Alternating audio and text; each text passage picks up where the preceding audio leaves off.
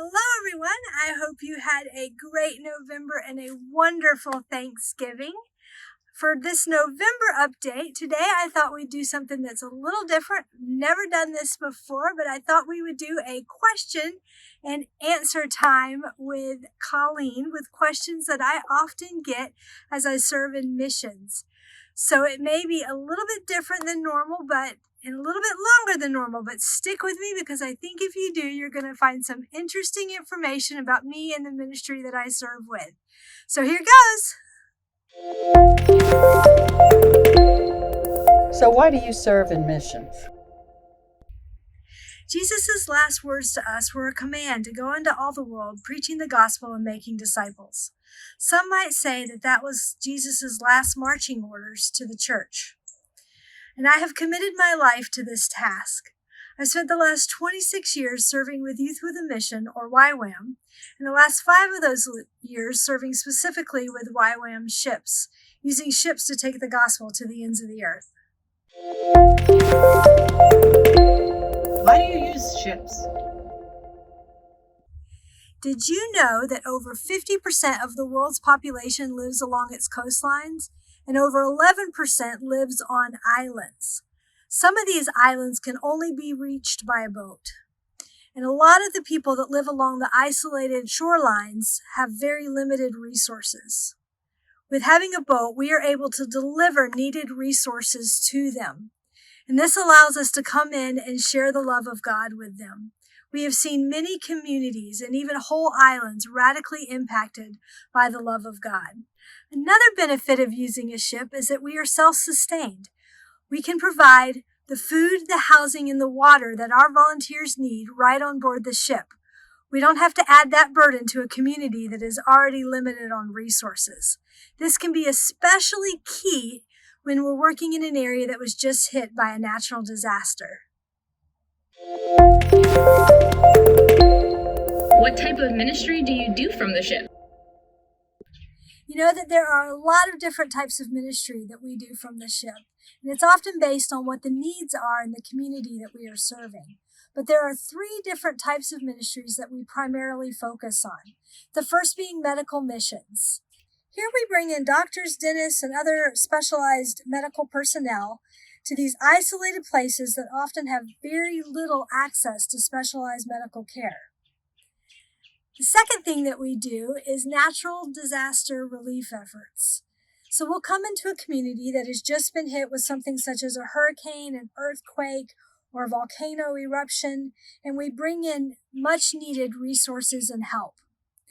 And the third way we serve, but certainly not the least, is through evangelism and education. By serving people's needs, it opens their hearts and allows us to come in and share the love of God with them.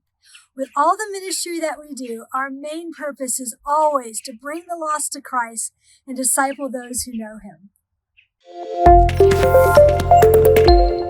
How are lives being impacted through your ministry? So I have seen so many lives impacted in so many different ways. I have seen people who feel unseen and forgotten suddenly feel seen and valued. I've seen many people be given the gift of sight back through our cataract surgeries. I've seen many people get rid of terrible pain and been given their smile back after having their teeth repaired by our dentists. I've seen those who are overwhelmed when their community has been destroyed and loved ones are missing find hope when they realize that they are not alone, that we cared enough to cross an ocean to help them. I have literally seen lives saved. It is through these types of actions that people open their hearts and invite Jesus in to become the Redeemer of their lives.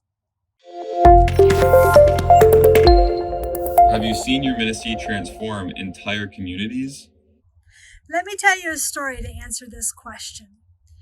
In September of 2019, Hurricane Dorian came through the northern Bahamas as a Category 5 hurricane, and it left unbelievable destruction in its path. We arrived in the Bahamas shortly after the storm cleared out, and one of the areas that we deployed to was Grand Key. It is a small, remote outer island with only around 300 residents. Upon arriving, we reopened the clinic and staffed it with our doctors and medical personnel. We helped them get their water maker repaired, brought in food, and helped them start cleaning up. Because of our help in the area, they were not forced to evacuate their island like so many of the other outer islands. We saw that the island kids had nothing to do but play in the debris, so we ran a faith-based children's program for weeks until the school was able to reopen. We passed out hundreds of thousands of dollars worth of building supplies, fuel for generators, and many other needed items. We helped repair homes, we passed out Bibles, we prayed for people, we held evangelistic meetings.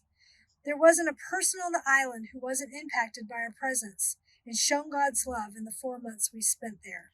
This is what it's all about. It's about serving people and transforming communities with God's love. How can I help your ministry? Now, how you can help my ministry is a great question. But before I can answer that question, I need to give you a few other interesting facts. So let's put a pause on that question and we'll come back to it in a few minutes.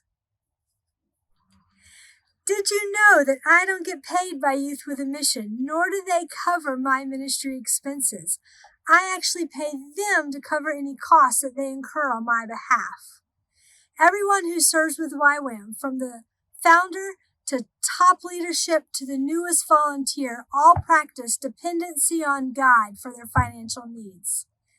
Now, this often brings up lots of questions from people when they find out. So let's dive into some of those questions.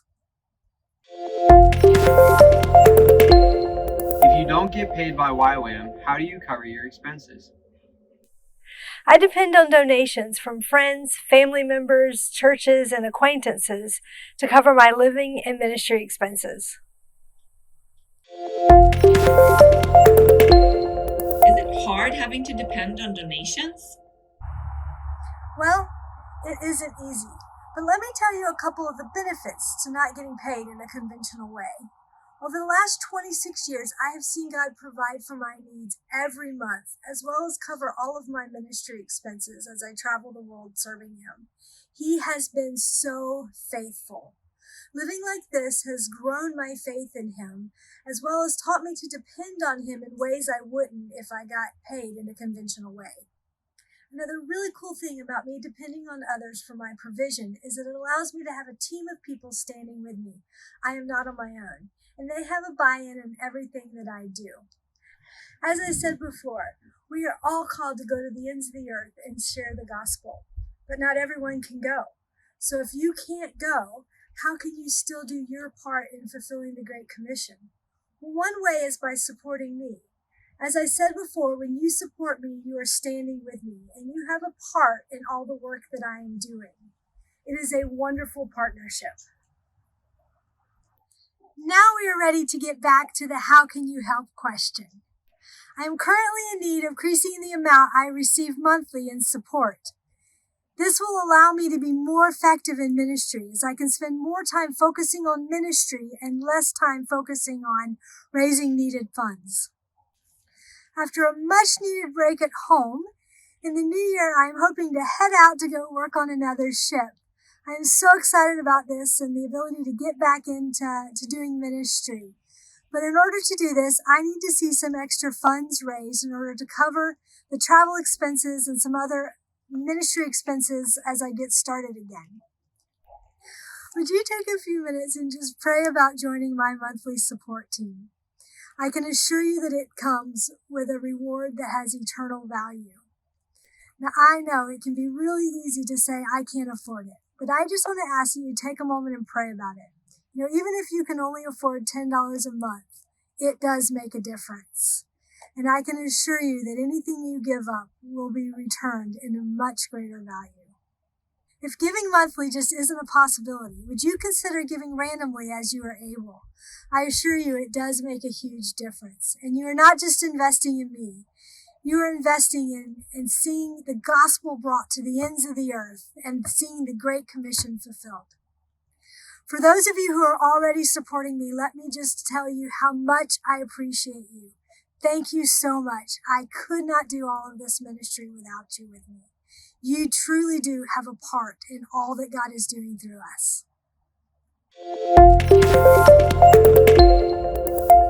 can I donate?